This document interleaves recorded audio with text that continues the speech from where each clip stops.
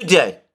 Today is Tuesday, 3rd September, and before I revert again to the perennial topic of these programs, which is the situation in the Ukrainian conflict, I'm going to return briefly to a discussion of what happened in Germany with the regional elections, and I'm also going to touch very briefly on the situation in France.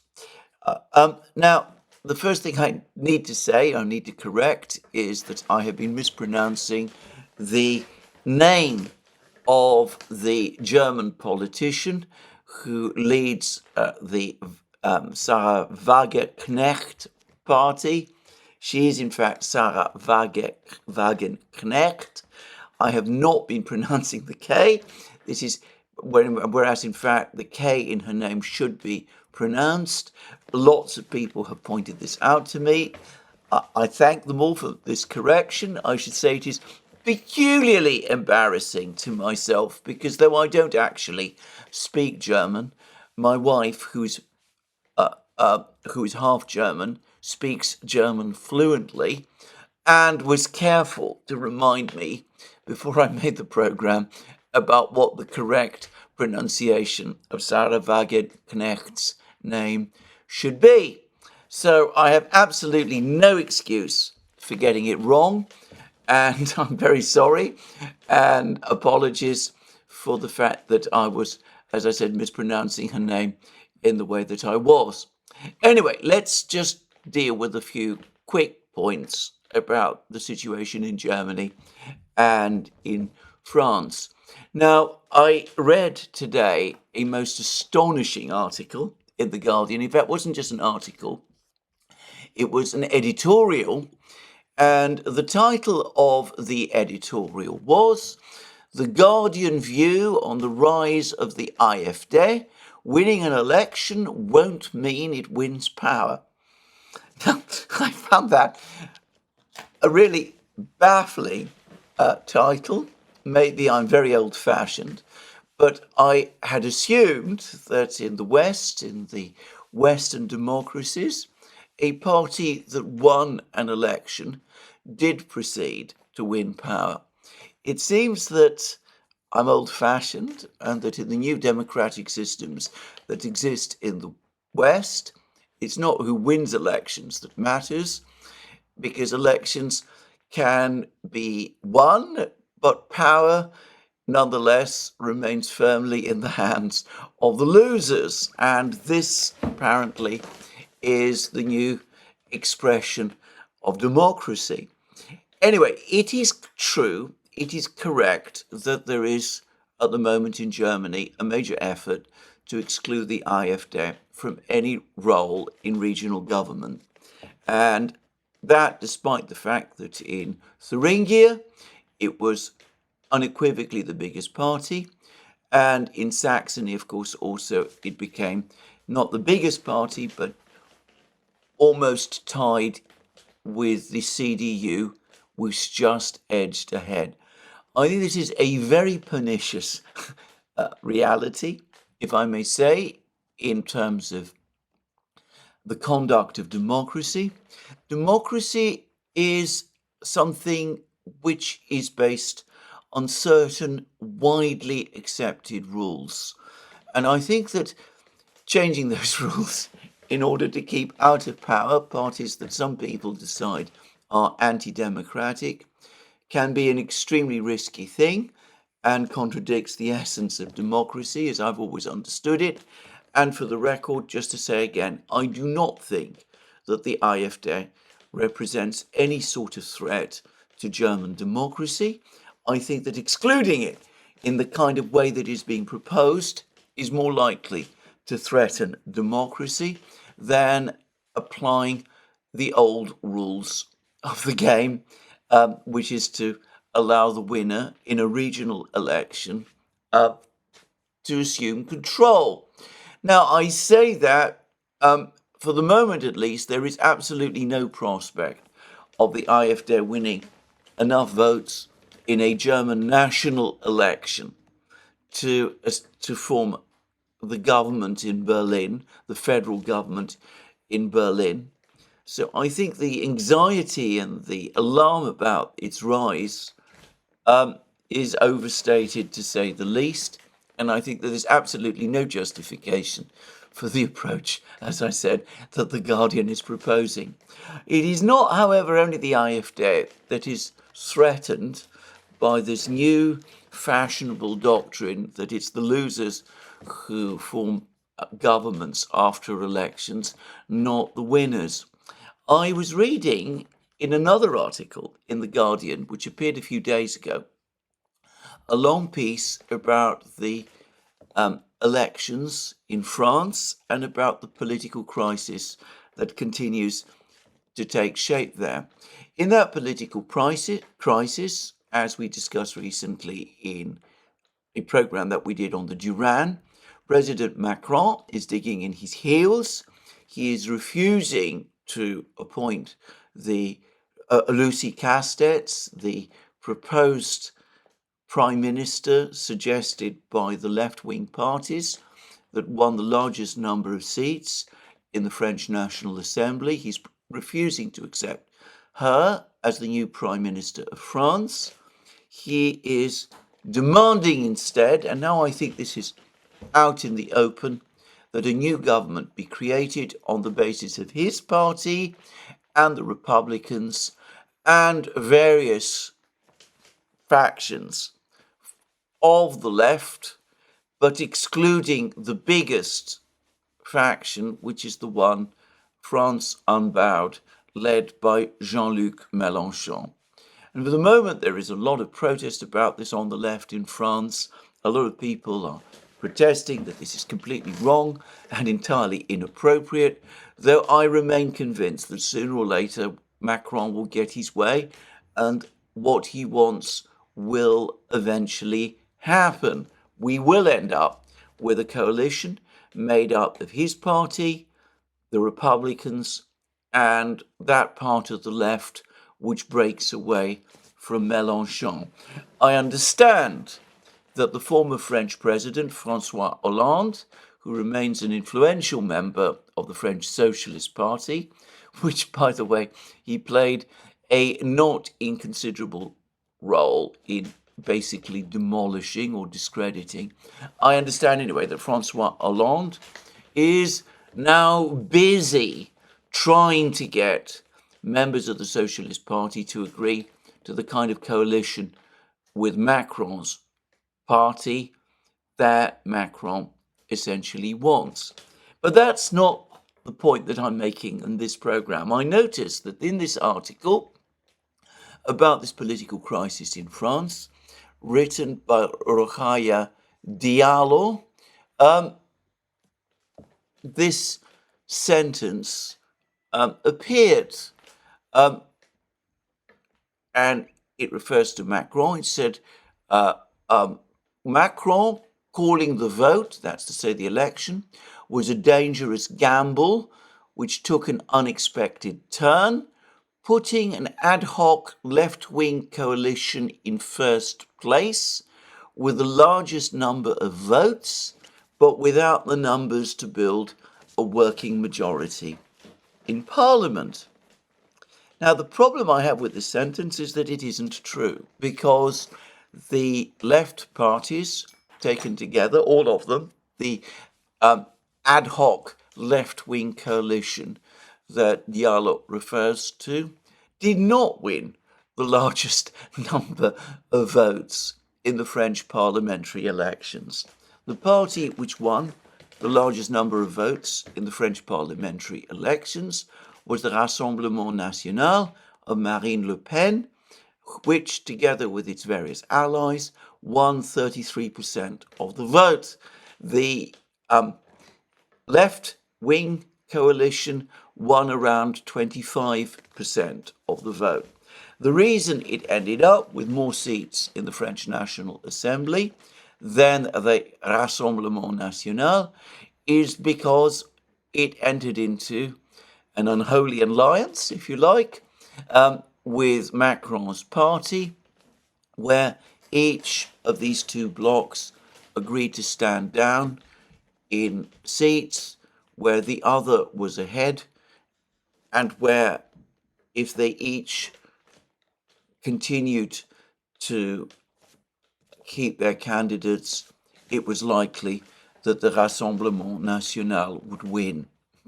So, given that that is so, given that that was the arrangement that was made in the French national elections, one could see why ultimately the kind of coalition that Macron wants is likely to emerge. Because if the left and Macron's centrists were cooperating, or collaborating if you prefer, to keep the Rassemblement National out, why should they not cooperate or collaborate when it comes eventually to the formation of the next French government? Just saying. Now, what bothers me about Diallo's sentence is not just that, as I said, it is wrong, but the fact that she presumably knows that it is wrong, and that the editorial board of the Guardian must know that it is wrong, and yet that sentence is still there. It seems that the votes cast for what is now the biggest party in France, the Rassemblement National, do not count. They don't even exist. The fact that the left-wing party got more votes than Macron's party is what matters, and the fact that they did get more votes than Macron's party means that they got the largest number of votes, even if they didn't win a working majority. Again, call me old-fashioned if you like, but I find this strange. Once more, it seems to me that when talking about who actually won the largest number of votes, the votes that were cast in the French election, the actual French election, are the ones that matter. Anyway, there we are. I'm not going to say more, except once again to apologise to Sarah Wagenknecht, if she's listening, which she probably isn't, and to other people from Germany, and to thank them again for correcting me about the correct pronunciation of her name. Let's return now to the situation in the conflict in Ukraine, and let's first of all begin with certain rather interesting words that were said by President Putin during a visit to the Russian Republic of Tuva, which is located in Siberia. Tuva, by the way, is an interesting place. It's Buddhist, it's distinct, very distinctive from other parts of Russia, but it is nonetheless firmly, very much a part of the Russian Federation. There are men from Tuva of the local nationality who are serving in the Russian army that is fighting in the special military operation. And these words were said by Putin whilst he was traveling to Mongolia, where he currently is, and where he is having various meetings with members of the Mongolian government, who have gone to great lengths to roll out the red carpet for him and to receive him with all the splendor and pomp that you might expect when the president of Russia visits their country. Now, there's been a lot of commentary about this visit in the Western media, and by the way, in Ukraine. Mongolia has ratified the Rome Statute, so it supposedly accepts the authority of the International Criminal Court. The International Criminal Court, as we all know, has issued a warrant for President Putin's arrest. There have been demands, therefore, from Ukraine and from much of the Western media as well, for Mongolia to arrest Putin on arrival. That is a ridiculous idea. Glance at the map. The fact that Mongolia is surrounded by Russia and China, has no other borders with any other states, would tell you the utter folly for Ukraine, for Mongolia to take any such step. And also, besides, Mongolia very, very much wants Putin to visit and to come to Mongolia, because Mongolia's economic future depends on good relations with China and Russia. Now, I'm not going to discuss in detail in this program Mongolian Russian history or Mongolian Soviet history. Suffice to say that, as Putin pointed out in a recent article that he gave, an interview he gave to the Mongolian media, the Soviet Union was the first country in the 1920s to recognize the independent state of Mongolia, which broke away from China following the fall of the Qin dynasty. Mongolia, after the Soviet Union, became the world's second socialist state. It established an extremely close relationship with the Soviet Union. The Soviet Union was instrumental in Mongolia's actually very rapid economic progress in the interwar years and in the years after the Second World War. Mongolia fought alongside the Soviet Union in the Second World War, firstly encountering the Japanese invasion of Mongolia, which was defeated by the Soviet Red Army commanded by Marshal Zhukov and the Mongolian army at the epically enormous and critically important battle of Khalkhin Gol, which took place in 1939, in August 1939, at the same time, by the way, that Stalin and his officials were negotiating with the Germans the details of the non-aggression pact that the Soviet Union agreed with Germany. The fact that the Soviet Union was at that time fighting Japan, even though the battle, the war with the conflict with Japan was resolved after just one battle, is something which Western historians and commentators about the events of that critically important month choose to ignore or are unaware of.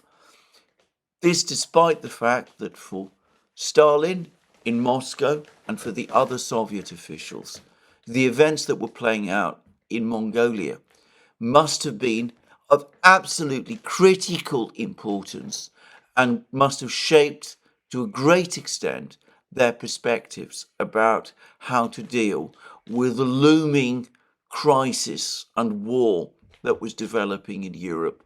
But anyway, never mind. The Soviets and the Soviets, the Russians and the Mongolians fought together against the Japanese and defeated them in the Battle of Khalkhin Gol in 1939. And then after Germany invaded the Soviet Union, Mongolians fought alongside the Red Army against the Germans. And then in 1945, in the last weeks of the war, again in August 1945, Mongolia participated in the Soviet offensive that led to the defeat of the Japanese armies in the Far East, in Manchuria and northern China, and in those places.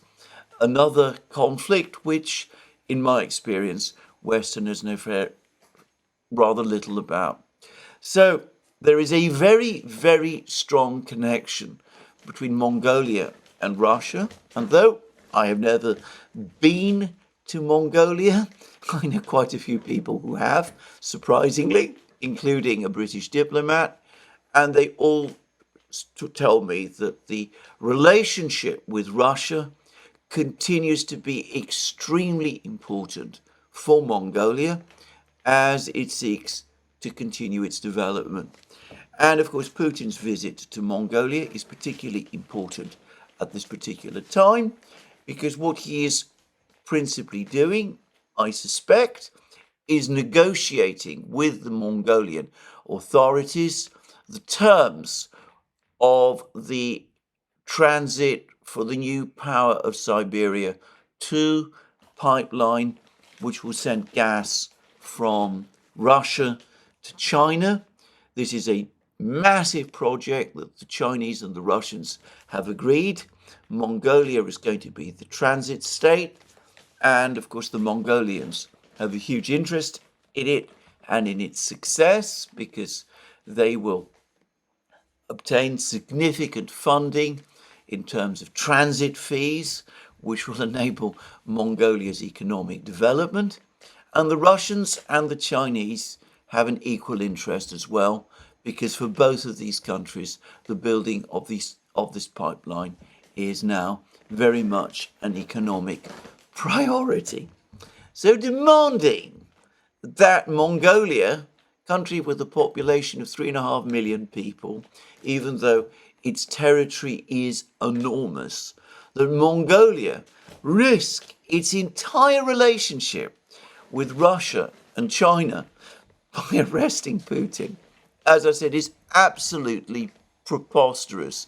And the fact that this demand continues to be made shows how completely disconnected with reality some people have become.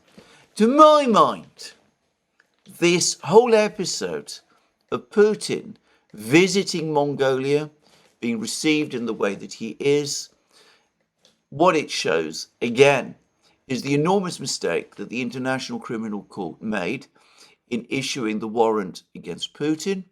All that it has done is damage the prestige of the International Criminal Court in many parts of the world, where it has come to be seen even more as a Western tool than it had been previously. And of course, we see that the Mongolians have no option but to disregard its warrants. And I suspect that that will be the trend of more and more countries, at least where Putin is concerned, going forward. But anyway, returning to Putin's stopover in Tuva, Putin visited a military cadet school there and had meeting with various young people, including cadets. And over the course of that meeting, he made some comments about the general situation in Ukraine. And they're very interesting. And he made them in response to a specific question he was asked by a student who is 17 years old.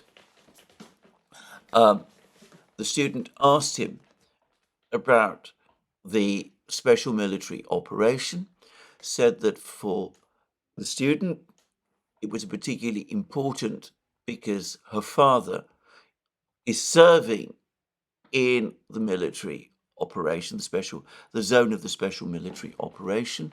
Some of her friends, the parents of her friends, were serving there as well, and apparently she's also got a friend in Belgorod region who is affected because Belgorod region is one of the border areas where there has been cross-border shelling as well.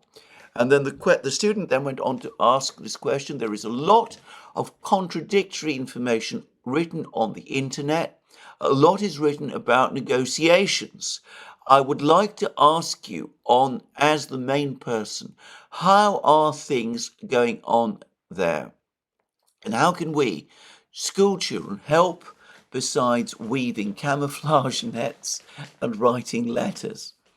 Anyway, then Putin responded to this question and spoke at first a lot about the contribution of the people of Tuva to the special military operation. And then he went on to say a number of things, and they're very interesting, and they were carefully prepared, I suspect, by Putin, and they commented upon the situation in the area of the special military operation. And I'm going to read what he said, taking it from the Kremlin website. The Kremlin has not yet provided an official English transcript, so this is a machine translation, which I have touched on in a few places. Anyway, this is what he said. Let me remind you that the beginning of the special military operation was connected with endless provocations carried out by our enemy following the coup d'etat in Ukraine. He's referring here, of course, to the Maidan events of February 2014, after which they began to suppress everything that was more or less positive about our country. They began to create bases on this territory, on the territory of Ukraine. They began to suppress everything that was connected with the Russian language, our culture, historical memory. They began to create an anti-Russian enclave, anti-Russia out of Ukraine. They moved on to the actual construction of foreign military bases there and so on. They began to suppress, I repeat, people who wanted normal relations with our country. We are defending both the people who live in Donbass and our common future, the future of Russia, because, and this is, in my opinion, the single most important sentence, because we cannot allow hostile structures to be created right next to us that harbour aggressive plans against our country and constantly try to destabilise the Russian Federation.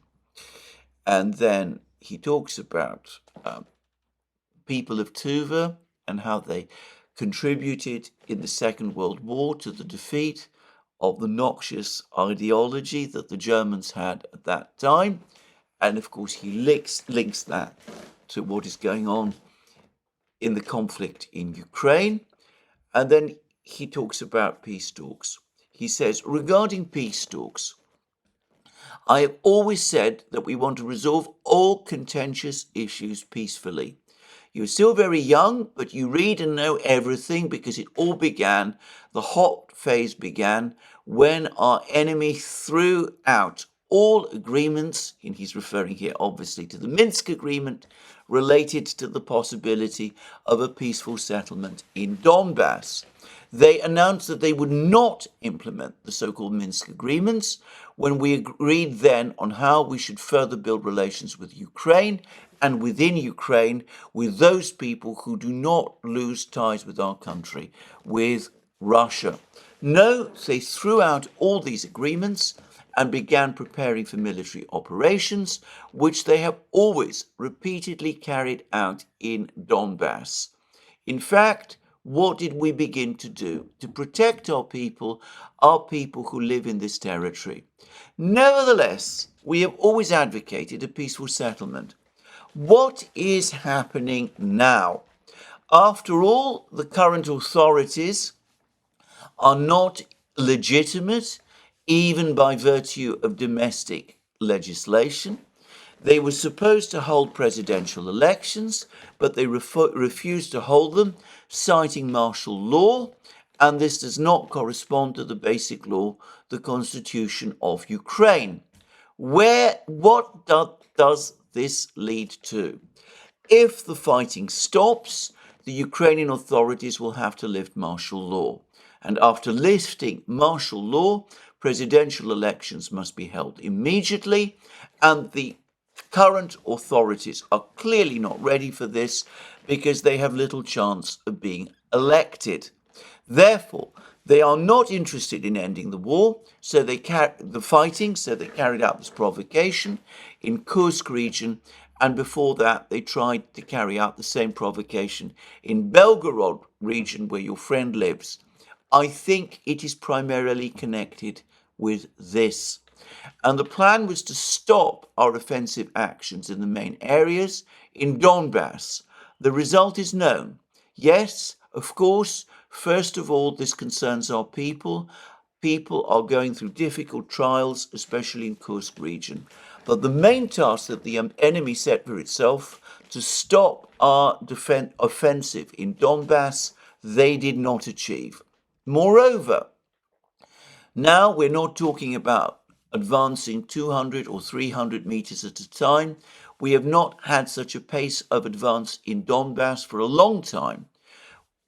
The Russian armed forces are taking control of territories, not 200 to 300 meters at a time, but square kilometers. Therefore, I'm sure that this provocation, he's referring to the Kursk offensive, will also fail. It seems to me that after this, there will be a desire to move to peace talks and resolve the issues by peaceful means, not in words. We have never refused this, but of course we must deal with these bandits who have entered the territory of the Russian Federation, specifically the Kursk region, with their attempts to destabilize the situation in the border area as a whole.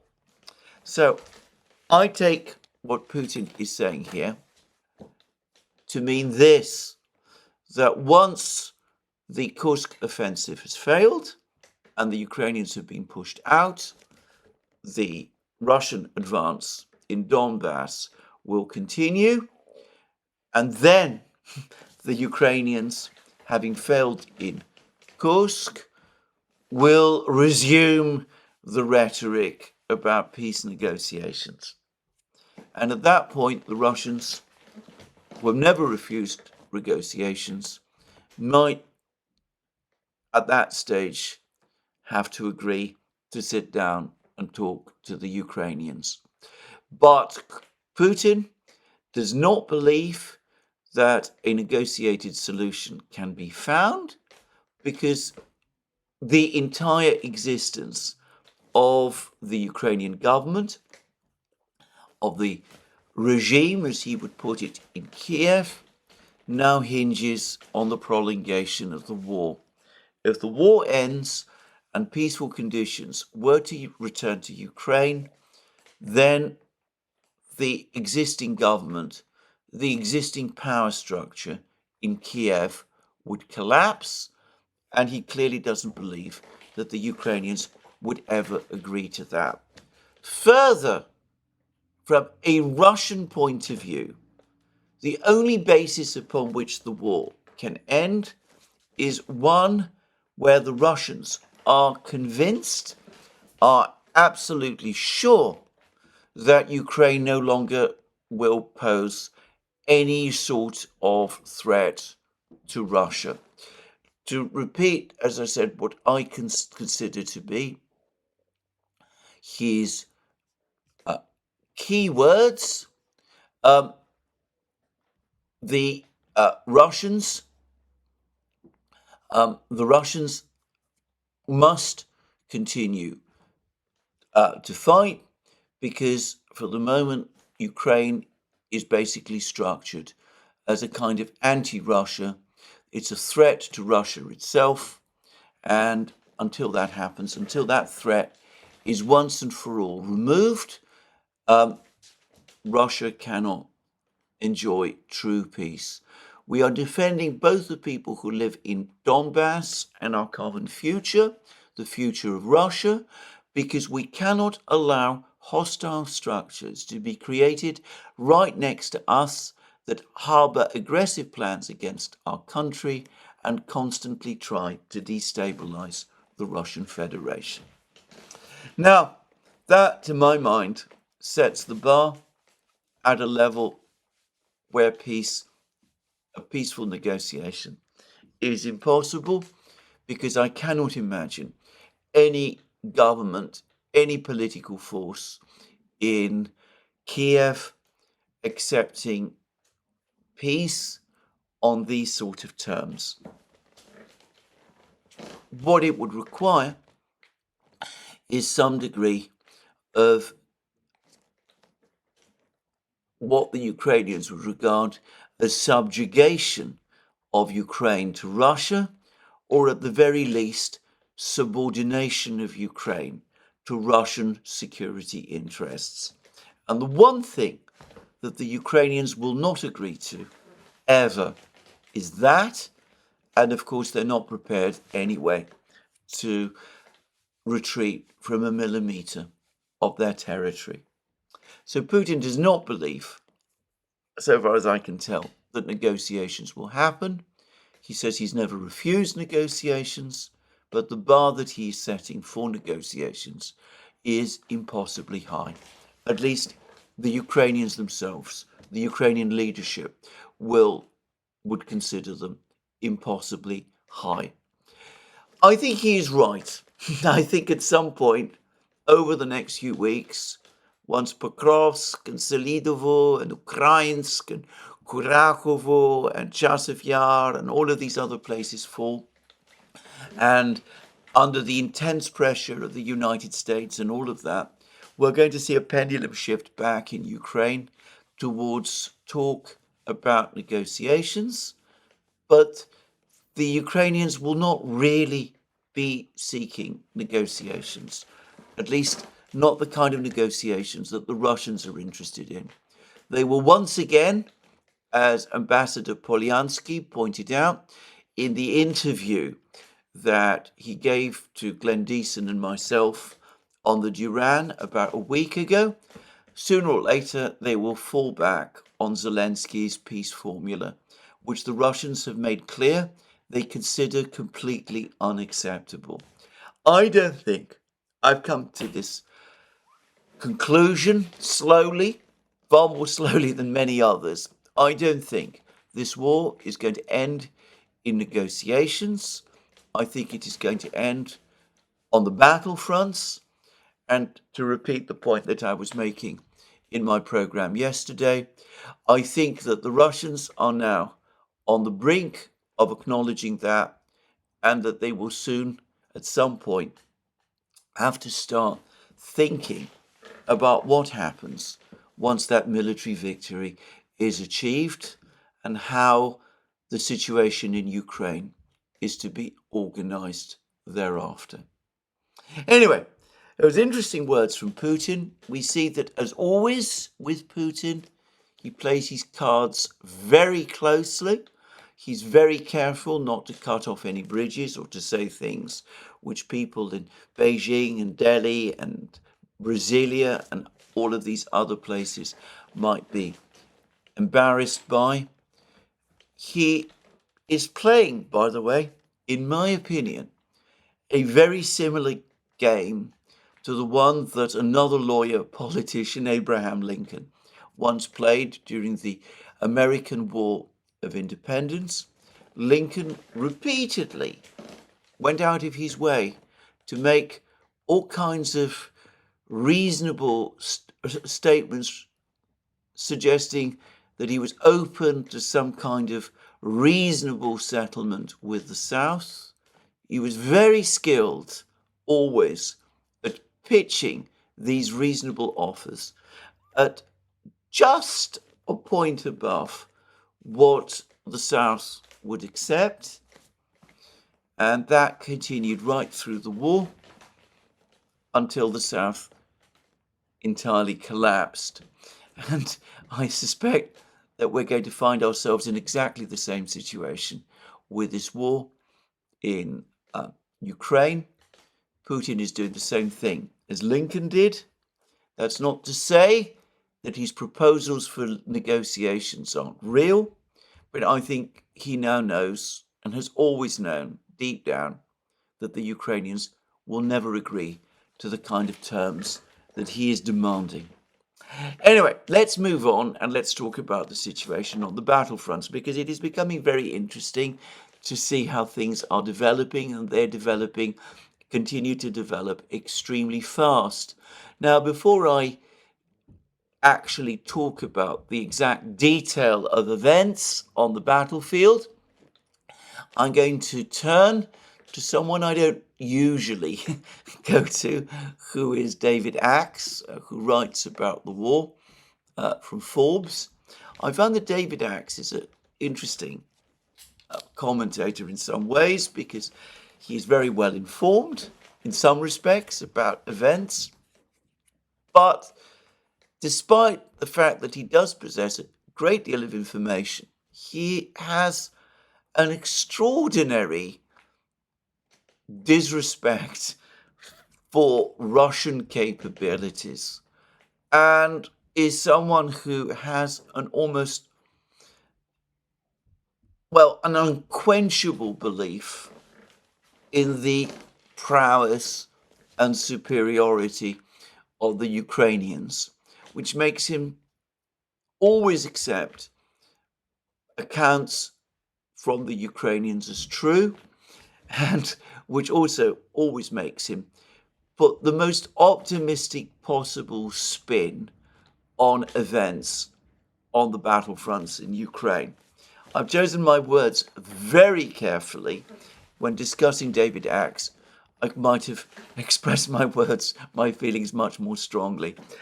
He is an interesting contrast, by the way, to Julian Repke, who writes about the war on behalf of Bild Zeitung in Germany.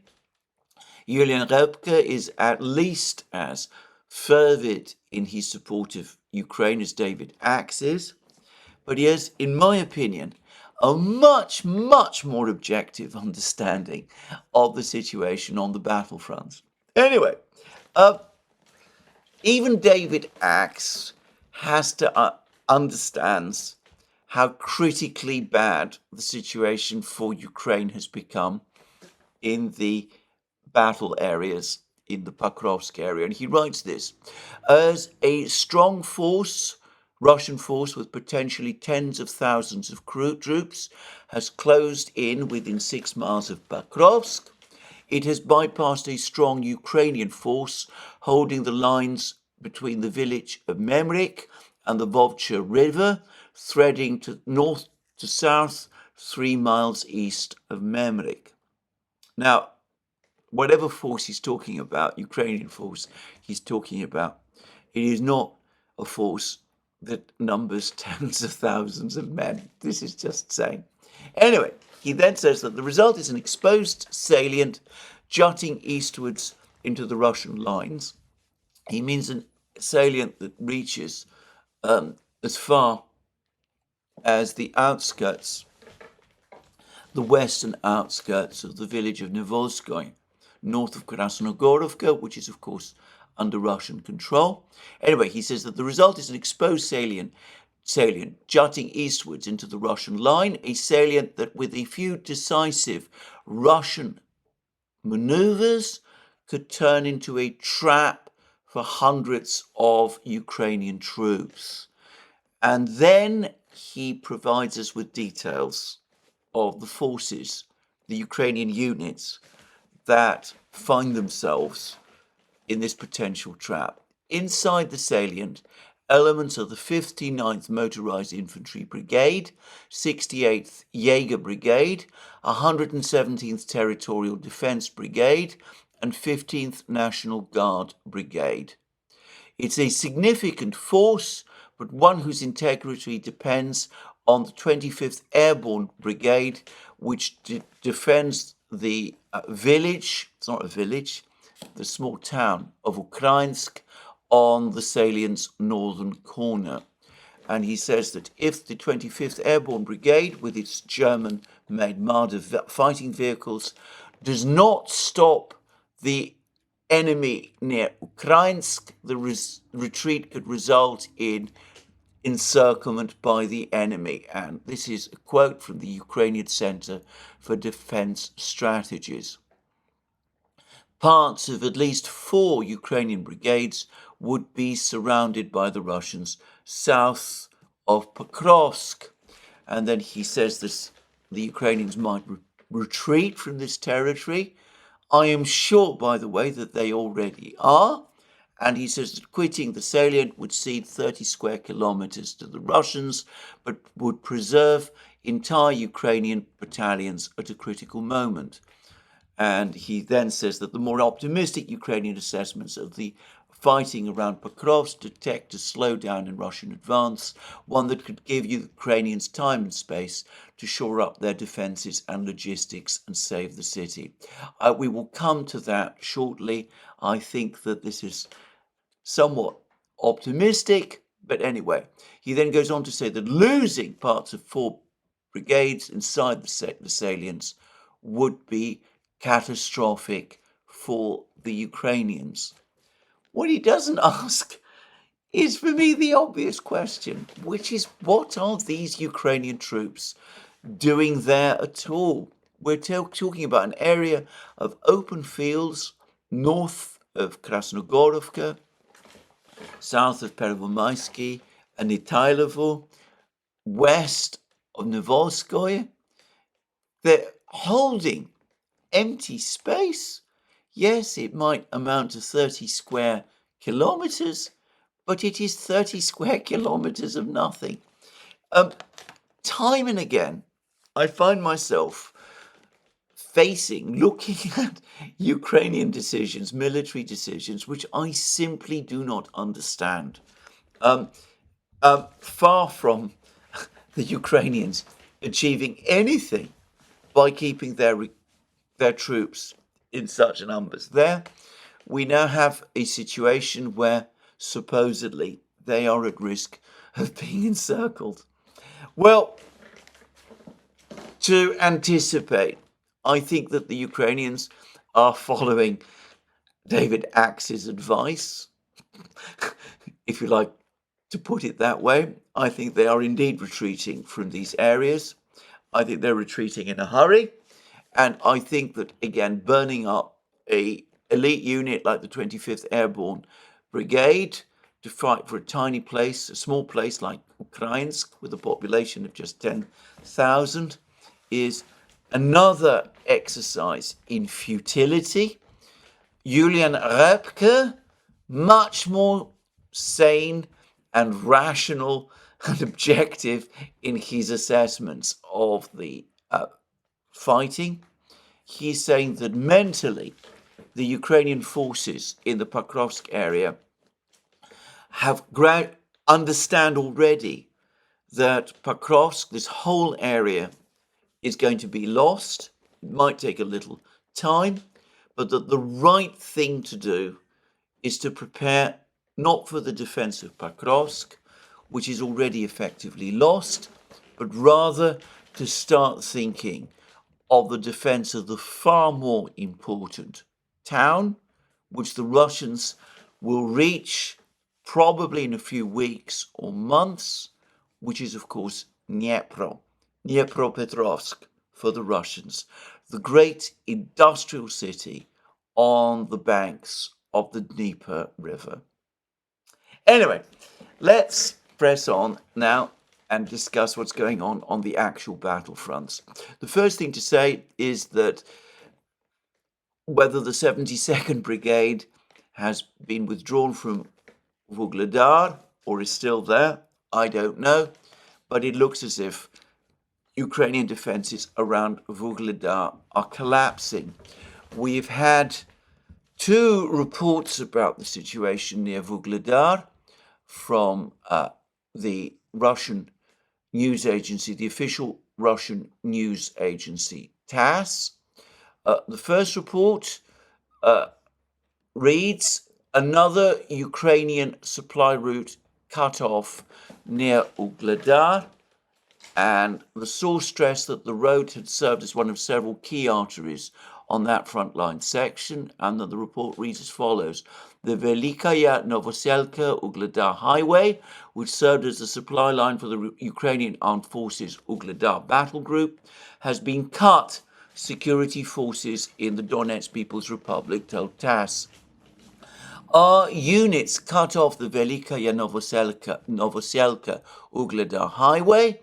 The enemy used it to supply its group in Vuhledar and to transfer more troops from Zaporozhye, the security forces stated. And it's not difficult to work out what they mean here, because the place that they mean, the place where the cut-off of the Ukrainian supplies has now happened, is the village of Prechestivka. The Russians are storming Prechestivka. This is a village that lies to the west of Vuhledar, and it does indeed lie in the direction of the town of Velika Novoselka, which is some distance along this road, the road where Prechestivka is on. It lies some distance along that road to the west. And by the way, it also is it also lies, Prechestivka also lies on top of a crossroads, where the other road, the road from the north, through the village of Novoukrainka, also lies. So the capture of Prechestivka, which is underway, according to Ukrainian sources, it's most likely going to fall under Russian control entirely within the next few hours, basically cuts off the Ukrainian grouping in Vuhledar from any prospect of resupply. The Russians control Konstantinovka, the village of Konstantinovka. There is information that the Russians have now broken into the village of Vodyanya. In fact, there's pictures that show that they have. This is a village, the village that lies immediately to the west of the main highway, of the highway from Konstantinovka to Vuhledar.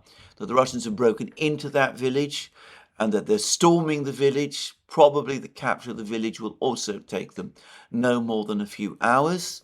They've also broken into the coal mine, which together with its slag heap lies immediately to the north of Vuhledar. So the supply line, the main supply road to the north of Vuhledar to Konstantinovka was cut by the Russians some weeks ago, and with the fall of Konstantinovka, the Russians have consolidated their control of that supply line, and with the imminent capture of Prechestivka, the Russians are about to cut all the other main supply roads to Vuhledar as well. In fact, to all intents and purposes, they have already done so. And the Russian news agency TASS then has a second report, obviously derived from the same law enforcement officials. They say that the operational situation for the enemy in Vuhledar is such that they have ended up in a semicircle. The city is being shelled from different directions. The circle around Vuhledar is tightening. I think that the fall of Vuhledar is probably days or weeks away. The most intelligent thing for the Ukrainians to do would be to withdraw from Vuhledar. They would probably now have to cross fields, open fields to do so. There's a village called Bogoyavlenka, which is still under Ukrainian control, which lies to the north. If the Ukrainians act quickly, they can probably retreat to it, or they can retreat to the village of Novoukrainka, which lies to the north of Prechestivka. But if they delay too long, if they delay more than a week, there is a real possibility that having captured Vodyanya and Prechestivka, the Russians themselves will advance towards these two villages and if they capture them, then Vuhledar will indeed be cut off, will be indeed completely encircled, and the entire Ukrainian grouping that is located there will find itself in a cauldron, in a siege of a sort that we have not seen since the Battle of Mariupol in the spring of 2022. So there is little time. The logical thing for the Ukrainians to do is to withdraw from Vuhledar. It will be a massive psychological blow to abandon this fortress town. But to repeat again, I think that its military relevance has now gone, with the Russians outside Pokrovsk and steamrolling towards Kurachovo as they attack places like Ukrainsk and Selidovo, only some distance to the north.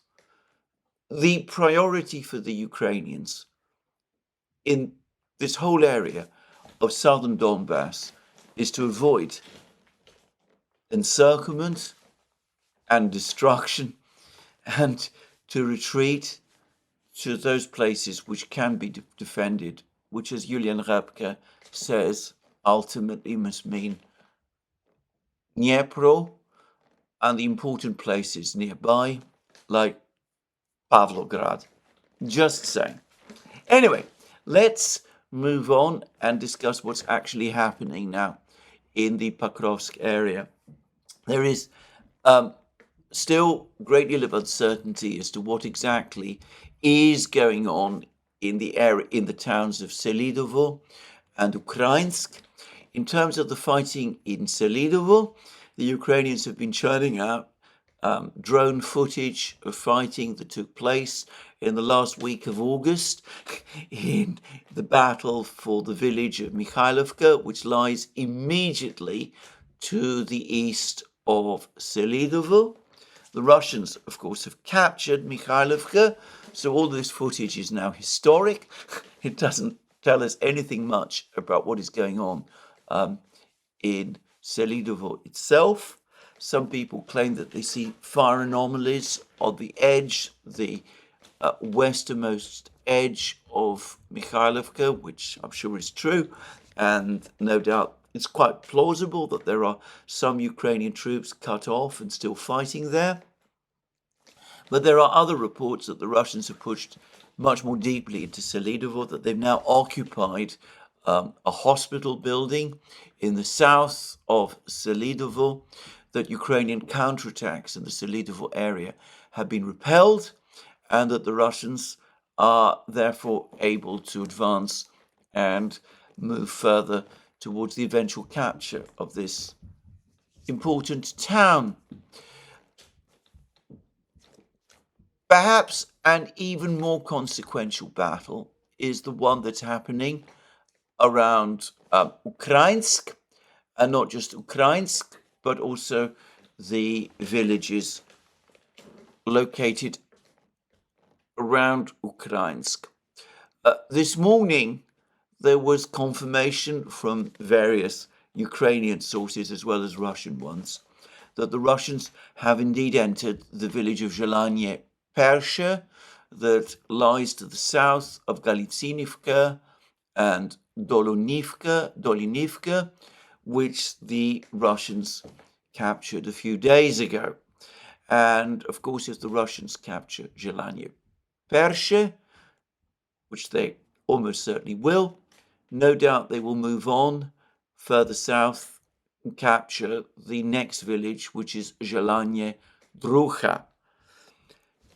There's also widespread view that the Russians control the village of Lysivka, which lies immediately to the east of Ukrainsk. And from what we learn from David Axe, it does seem as if there is now fighting going on in Ukrainsk, and that Ukraine has committed an entire brigade, the 25th Airborne Brigade, complete with its Marder infantry fighting vehicles supplied by Germany, to defend Ukrainsk. Again, one would like to think that this is a covering operation, maybe, until all those troops, the Ukrainian troops, west of Nevolskoye and south of Karlovka, Netailovo and Permomaisky, and north of Krasnogorovka, are evacuated to the west, because frankly, the scale of Russian forces in this area appears to be overwhelming. And I myself cannot see how Ukraine itself can be held, or at least I doubt that it can be held for very long. Of course, if the Ukrainians lose Selidovo to the north, then the defense of Ukrainsk, I would have thought, becomes impossible.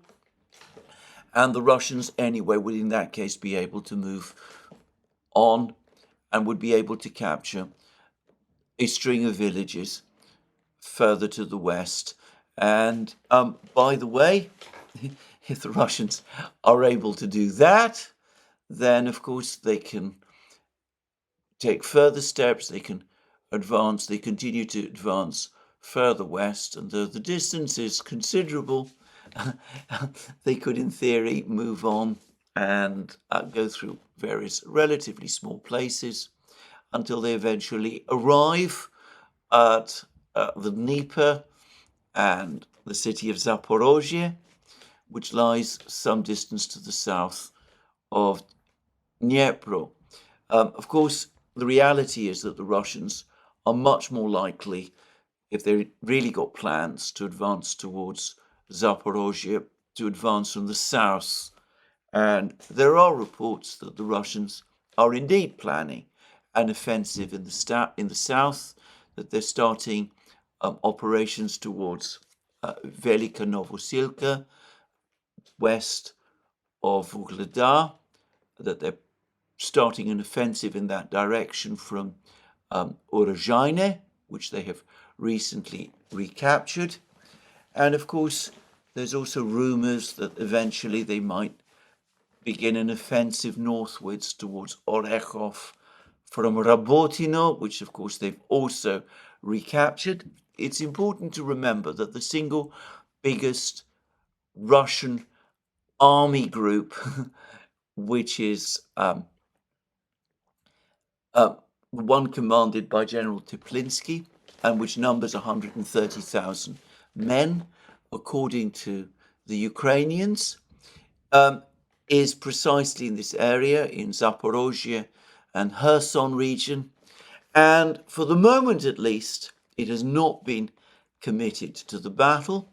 Perhaps once the Russians have captured Pokrovsk and Kurakhovo and Velika Novosilka and all of these places, we could start to see a concerted offensive.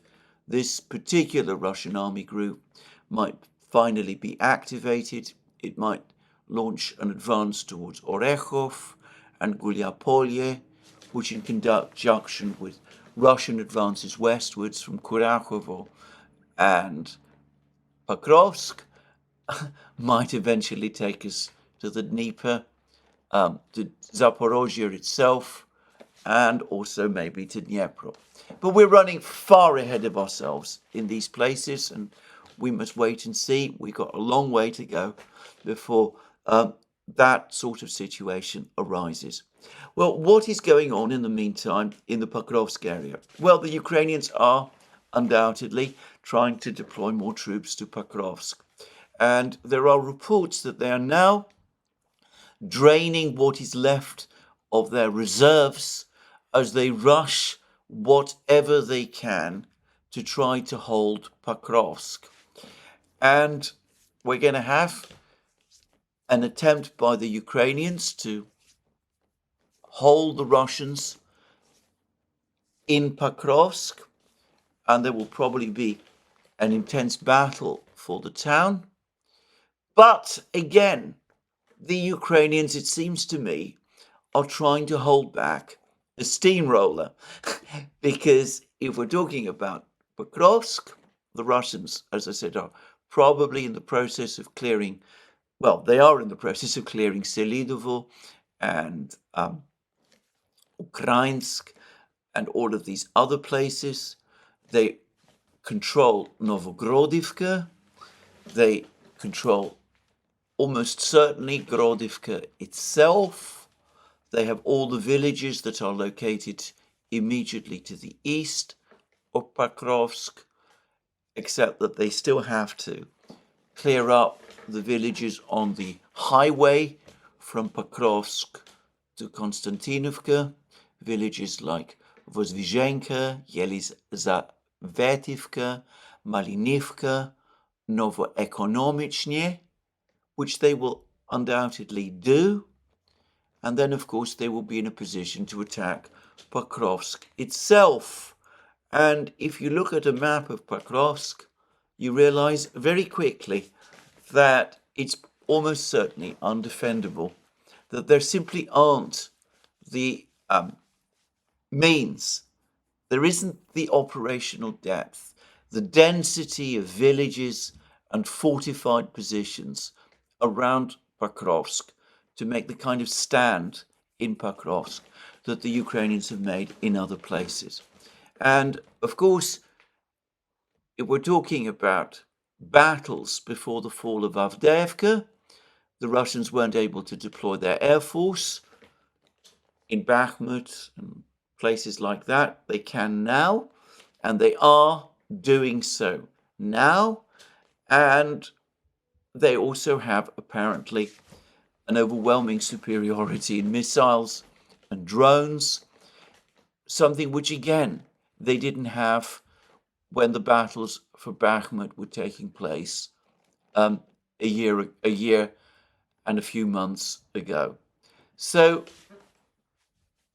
the Ukrainians will no doubt try to hold on to Pokrovsk, but I think Julian Repke is right. The Ukrainian soldiers in the Pokrovsk area are, as he says, already starting to think beyond Pokrovsk, to recognize that Pokrovsk itself is going to be lost, and are psychologically preparing themselves for the battle, the next really important battle, the one for Dnipro, where on the Dnieper, where they will probably make their main stand. Anyway, even as the situation in Pokrovsk is turning very badly for Ukraine, even as the Russians continue to push forward in the Toretsk area as well, there are reports that the Russians have made further advances north in the northern villages, Ducha and all these places. Ducha, north of Toretsk, where they captured Druzhba recently, and that they are in the process of surrounding the prison, which has been made by the Ukrainians into a fortified position for some of their forces in southern Toretsk. This prison, by the way, could become a trap for the Ukrainians as well as being a fortress. But anyway, even as all of these places start to fall in Toretsk, as the situation in Toretsk deteriorates, and even as we're getting news now of further Russian advances in Chasiv Yar, this film published by the Ukrainians of drone attacks on the Russian forces in central Chasiv Yar, which appear to confirm my own belief that the Russians are now pushing significantly deeper into Chasiv Yar and are probably on the brink of capturing the central part of this important town. Even as all of this is going on, the Ukrainians continue to make their attacks in Kursk region. Now, in Kursk region, the Russians over the last couple of days have been on the offensive, and they have been pushing the Ukrainians back from Korenovo. The entire Ukrainian advance on Korenovo has failed, but the Ukrainians nonetheless continue to commit forces to try to hold Kursk region and to maintain their grouping there. And this is illogical. It makes no sense and is almost certainly dictated more by political than military considerations. And the result is that they're suffering extraordinary losses. over the course of yesterday, the Russians, and they produced film of this, were able to track 3 HIMARS launches operating in this area of Kursk and Sumy region, and they were able to destroy all 3 of these launches, of which Ukraine has relatively few, through a succession of rapid-fire missile strikes. They also caught a Ukrainian Buk M1 anti-aircraft missile group in a forested area in Sumy region. Now, there is some uncertainty as to exactly how many Buk launchers were destroyed by the Russians. They launched a missile strike on these launchers. It seems that some Russian reports claim that up to 4 launchers, Buk launchers, were destroyed. Group of Forces North, I notice, only claim that 1 was destroyed in their latest bulletin. But anyway, again, Ukraine does not have large numbers of air defense systems, and we see that the Russians are able systematically and quickly to destroy them.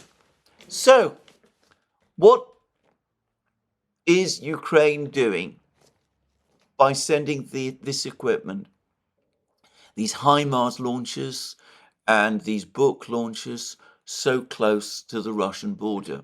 And apparently more fighter jets, Ukrainian fighter jets. These are not F-16s, but at least 1 MiG-29 and apparently another fighter jet trying to conduct bombing runs on Russian forces in Kursk region, have also been shot down by the Russian air defense forces and air aviation over Kursk region. And again, Ukraine is short of aircraft. Why are they using up their aircraft in Kursk region? But even as they get pushed back in Korenovo, according to Group of Forces North, they continue to try to advance in other places. And I'm going to read what Group of Forces North say. I haven't read their complete reports for some time, but they say this: in the direction of Korenovo, we have seized the initiative and continue to push the enemy towards the state border. The overall advance of our troops was up to 1 kilometer over the last 24 hours. Up to 10 Ukrainian troops were killed. The enemy did not undertake active action in this direction. The enemy is sending its remaining forces to break through the Cherkasskoye, Porechnoye, Malaya, Lokhnya, Nechayev line. This is the area where the Ukrainians have been attacking again and again and again. The names of these villages has been recurring in report after report published by Group of Forces North and the Russian Defense Ministry for at least the last 2 weeks. And Group of Forces North say over the course of a day, the enemy made 4 attempts to attack on foot with a total of up to 60 men. During the repulse, we killed up to 25 enemy soldiers. A breakthrough was not allowed. Now, various pictures have been shown of the fighting in this area. Again, some people are assuming that because the Russians are showing drone attacks and artillery strikes on Ukrainian fighters in particular locations, that this must mean that the Ukrainians have gained ground in this area. What it means is that there is fighting in this area, and Group of Forces North are telling us that the fighting was unsuccessful, that the Ukrainians were repelled. And then Group of Forces North say that counter battles continue in the Plekhovo-Borki direction, during which we destroyed up to 10 Ukrainian troops and 2 armored vehicles. And then they say this: over the past 24 hours, enemy losses amounted to more than 590 men, including up to 450 in the Sumy direction, which is, of course, includes Kursk, the fighting in Kursk. And then they go on to say, our aviation has become more active on all sections of the front, increasing the number of strikes on the positions of the Ukrainian armed forces day after day. Ukrainian armed forces armored vehicles are especially hard hit as their supplies are running out.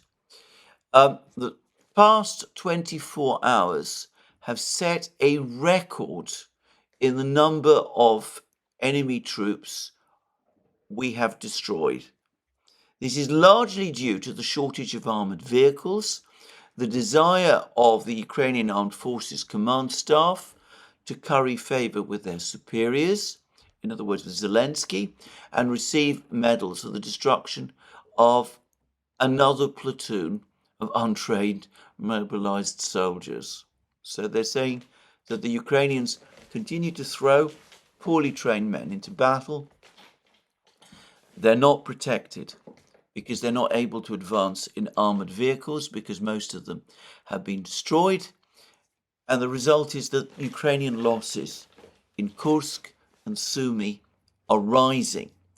And they finish by saying that victory will be ours and that to send men to war untrained is to betray them. And that's a quote from Confucius. So I think this is right. We're no longer talking any longer about an offensive, a Ukrainian offensive in Kursk region. The Ukrainians have been pushed back from Korenovo and have apparently abandoned their effort to break through there. They're coming nowhere close to the great fortified lines that the Russians have built further north around Kursk itself and Kurchatov and places like Lvov and Zhevsk and all of these places and Rus and all these places that the Ukrainians at one time were apparently hoping to capture. For the moment, what they're doing is that they're repeating attacks in the area to the west of Sudzha and to the immediate north of Sudzha, along this cluster of villages. The group of forces north has started to call the Bermuda Triangle, Ruskaya Porechnoye, Cherkaskoye Porechnoye, Malaya Loknia, Nechayev. They've been trying to break through to these villages, to capture these villages. They're not succeeded in doing so, but they're suffering very heavy losses through their attempts to do it. And as I said, I don't think that this is part of any great offensive plan any longer. Rather, it is an attempt to create some kind of line of fortified positions along these villages north of Sudzha to prevent a Russian counterattack aimed at the recapture of Sudzha itself. So anyway, that's the situation on the battlefronts today. The pendulum continues to shift against the Ukrainians. We see that when they try to stabilize the situation in one place, like they might be trying to do it in Pokrovsk, we see that there's a collapse now underway around Vuhledar. Selidovo, Ukrainsk, the situation there is extremely bad. Territory is being captured by the Russians. Even David Hacks now is talking about the risk of encirclement of Ukrainian troops and about how the Russians will soon be in control of another 30 square kilometers of Ukrainian territory.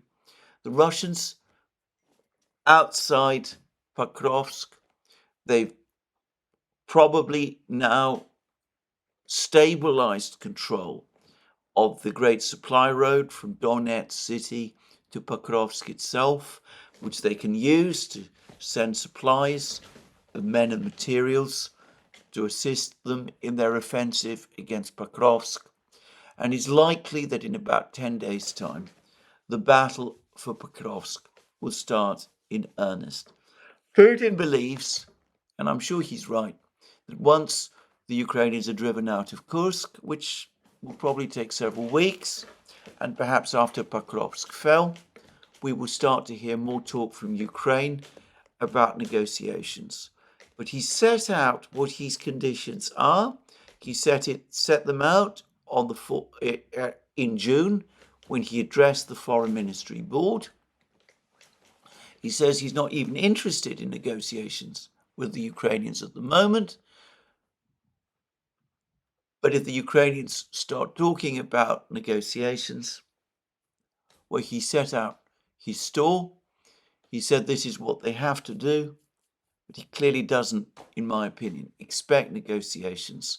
And he doesn't believe negotiations can happen whilst the present regime remains in power in Kiev.